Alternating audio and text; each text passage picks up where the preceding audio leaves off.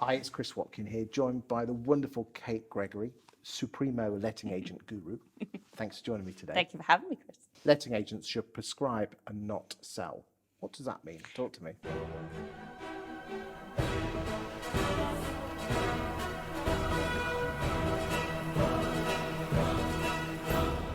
Absolutely, I know, a bit cryptic now. So I'm very passionate about sales training. I've been a salesperson for as long as I can remember, and there's certainly changed over the years.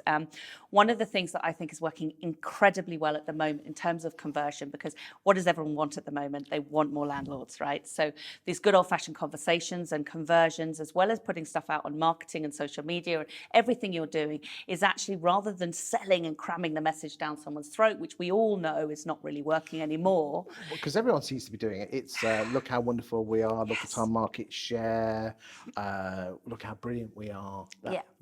Does that not work anymore? That's not what the customer wants. If you actually look at what the customer wants, they want great service. They want, if they're a landlord, they want a tenant, and they want to be looked after. So what we need to do is actually start prescribing, not selling. So one of the things that I like to talk about is selling like a doctor. So, for example, Chris, if you go to the doctor, you're not very well, or if you're not very well and you Google something, heaven forbid, don't ever do that. That's a nightmare, isn't it? You're dying within seconds. But if you were to go to the doctors, you sit down and you talk to them about your symptoms. You talk to them about what's wrong, your pains, or what you need. You certainly don't go in there and tell them what it is that you want. And the doctor will then give you one thing, a prescription for one thing. I've listened to you, sir. I've listened to your problems. I've listened to your pains. I've listened to your wants and needs. And I can tell you, this is what you need. And I bet you don't sit there in front of the doctor and go, no, hold on a minute, sir. I think actually I need this, this, and this. Do we? We listen to them because they are a professional in their field. They've listened to your wants. They've heard you. We believe that they have the right sort of knowledge to give you a diagnosis. And then they take that away and you walk away and you get your prescription and you do what you need to do.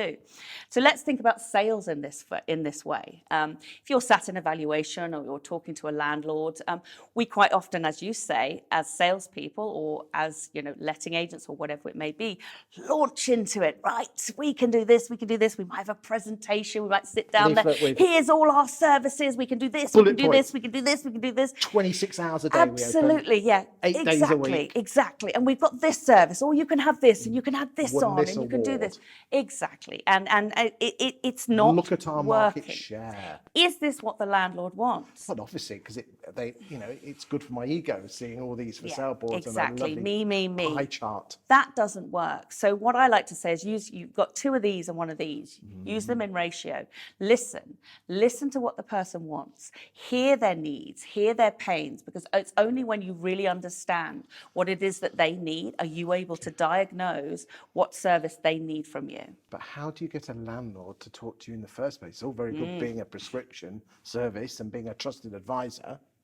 Talk. I mean, I've never understood this. We're very passionate in this industry about not wanting tech to overtake good old-fashioned agency. Now, I believe there's a great place for prop tech, but I also strongly believe in human interaction and connection. So why aren't we doing that? Let's talk to them. These are people. And all you have to do is have that good conversation of actually drawing that out. You've got to find that pain and that problem and draw it out. What? Like we're doing now, Chris. What, almost like having a video and putting it out on, if only there's this thing called social media. Absolutely. You can do this in so many ways. You can do this on a phone call, you can do it on Zoom, but you can call out your customer absolutely on a social media platform or a video. If you're identifying what they need and they feel like they're looking down the camera and talking to them about their pains, do you not think they will make more of a connection than if you were brandishing a brochure and talking about your business? Are you basically saying write down what all the pain points, and there's plenty of them, but the main pain points of what being a landlord is, and then creating video content or written content or audio content saying, are you a Wolverhampton landlord and scared that your tenant will not pay the rent? I can tell you've done this before, Chris. And then spend a couple of minutes almost doing a video or a written article about that.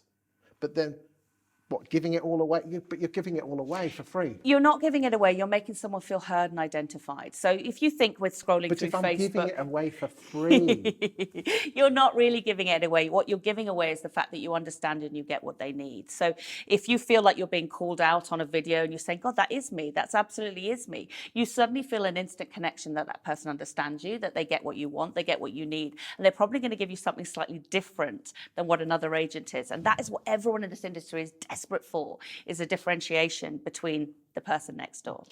so you're saying work out what your, I hate the word avatar, but it is basically what the profile of your landlord is. So Yes. if you're a letting agent in Wolverhampton, a Wolverhampton landlord, and then talk about their problems, put it out on social media, what, chuck a few quid behind it on social? Absolutely, it can be, but it can also be as simple as using a database that you already have. When did we last speak to an existing database and actually open the door and have those conversations? Let's start using that. Let's start, as you say, identifying what the pains are in the area. It might be something massive like selective licensing coming into the area and people are worried about that. Or it might be as simple as, you know, there was a court case in the local area and a local agent, landlord's been fined. Whatever it might be, you want to identify what that problem might be. You want to sort of bring it out onto the surface. But the best thing you can do is have a real conversation with your landlord and listen to what it is they need. Because you cannot close a sale or diagnose a service until you've actually heard what their particular problems are.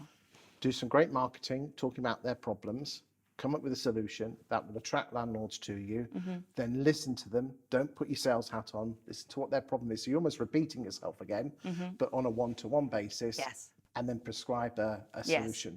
This will be the great thing at that point of a valuation where you know your lister comes back and they went for let only, which is something that I know that agents are feeling a lot at the moment. This will stop that, because if you truly listened, heard, and understood what that person needs, and then it comes to that point where the prescription is going to be given. If you say this is what you need because, and you have identified all those becauses, there's going to be no need for the conversation about let only or rent collect or anything like that. Because you guys at Rainmaker are quite famous for helping letting agents convert let onlys to managed, aren't you? We are indeed, yes, we are indeed. Okay. Well, thank you for your time today, Kate. You've Thank been you. truly exceptional. Thank you. Thank you.